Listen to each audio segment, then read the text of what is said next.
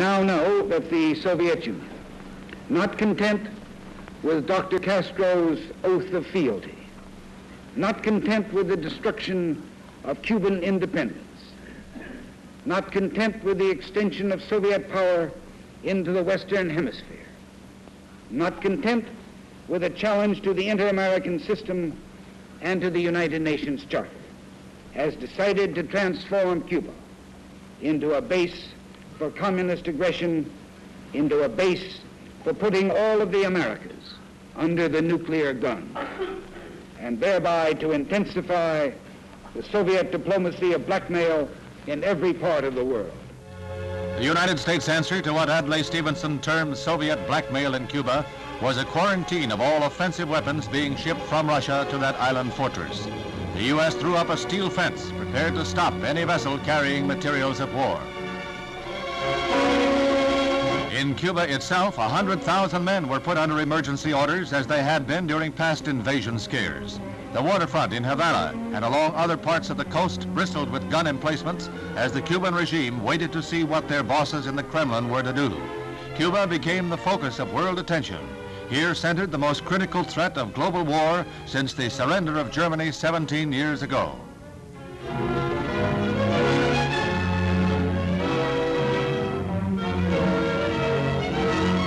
Castro has put every able-bodied man through military training. He has even armed some as young as 12 years of age, and authorities assembled thousands in cities and villages for patriotic rallies. As in the past, these rallies are designed to whip up hate of what Castro calls Yankee imperialistic warmongers.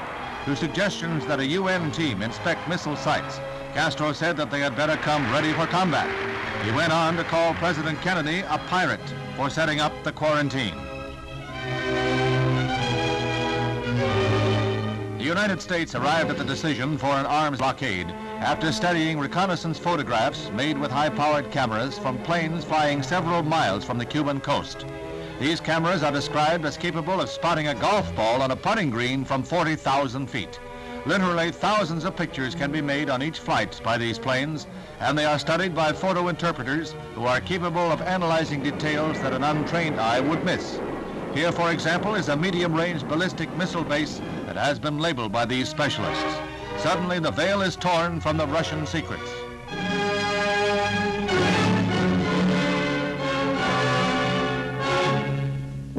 Another photo revealed a surface-to-air missile assembly depot, a base to supply the offensive sites. Russian technicians ripped through heavy jungle growth to carve out airstrips for high-performance MiG-21 jets, a plane easily capable of strikes far into the United States. In the greatest display of hemisphere solidarity since World War II, the Organization of American States unanimously endorses the actions of the United States, and many pledge arms and men to the cause. The vote is 20-0, with Cuba absent, commending the U.S. for its efforts to bring about the dismantling of the missile bases. The organization votes the use of armed force to carry out the resolution sponsored by Secretary of State Dean Rusk, thus uniting all of the Americas in a common cause. Meanwhile, the United States continues to reinforce its Cuban base at Guantanamo Bay, the naval depot that Castro wants the U.S. to give up. These Marines have been assigned the job of protecting the base against any Cuban threats that might arise during the present crisis. They'll be on a 24-hour alert, a first line of defense.